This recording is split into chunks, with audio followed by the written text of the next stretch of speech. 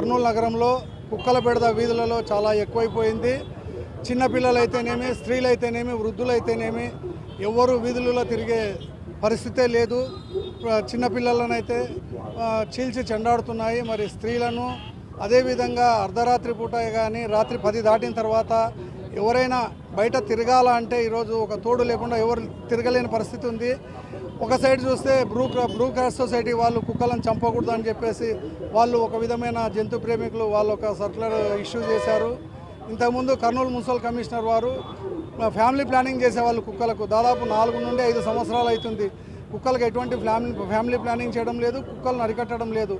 వీధులలో కుక్కల బెడద చాలా ఎక్కువగా ఉన్నది. దయచేసి కలెక్టర్ గారు అయితేనేమి, లేదా మున్సిపల్ కమిషనర్ గారు అయితేనేమి, మున్సిపల్ మేయర్ గారు అయితేనేమి ఎవరైనా సరే స్పందించి ప్రభుత్వం దీనిపై స్పందించి ఎంత త్వరగా వీలైతే అంత తొందరగా కుక్కల బారి నుండి ప్రజలను కాపాడాలని చెప్పి